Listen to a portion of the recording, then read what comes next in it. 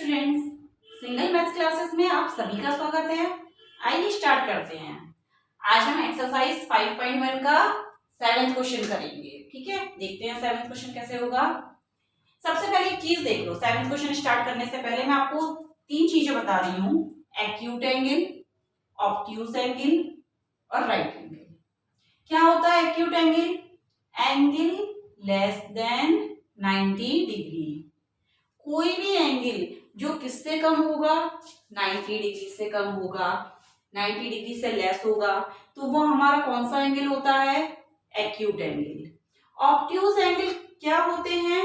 An angle between 90 degree and 180 degree. Obtuse angle हमारे 90 and 180 के between आते हैं। क्लियर? राइट एंगल क्या होता है?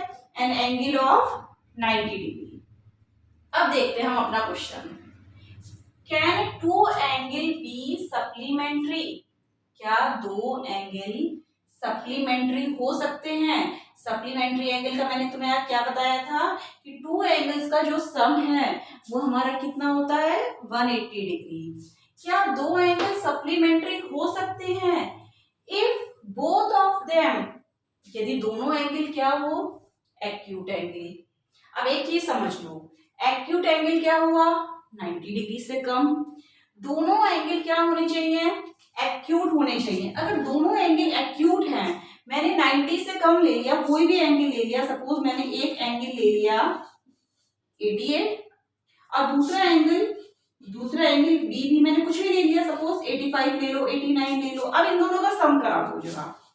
88 प्लस 85 कितना हो गया? 8 प्लस 5 हमारे पास कितना हो गया?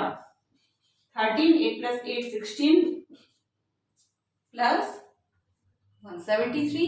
नहीं आ रहा है ना 180? अगर इन दोनों का सम करके 180 आ जाता तब तो हमारे पास यहाँ पर आंसर क्या हो जाता? यस। लेकिन हमारे पास क्या हो रहा है? हमारे पास 180 से एंगल कम आ रहा है। अगर दोनों एंगल हम क्या लें?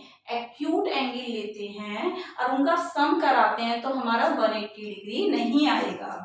तो आंसर क्या करेंगे? No, because sum of two acute angle is less than 180 degree. देख रहे हैं हम 170 से क्या 180 से क्या आ गया? ये लेस आ गया। इतना समझ में आ रहा है? सेकंड पॉइंट देखते हैं इसका, ऑब्ट्यूज एंगल। ऑब्ट्यूज एंगल हमारे क्या होते हैं? Angle between 90 degree and 180 degree.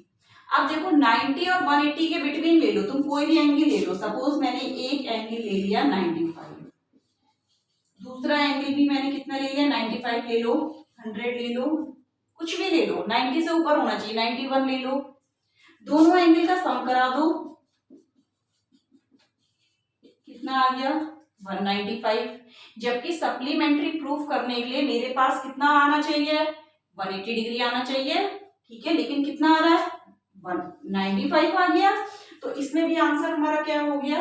No, because sum of two obtuse angle is more than 180 degree. वहां देखो दो एंगल लिए, दो का सम कराएंगे, 180 डिग्री से ग्रेटर आ गया।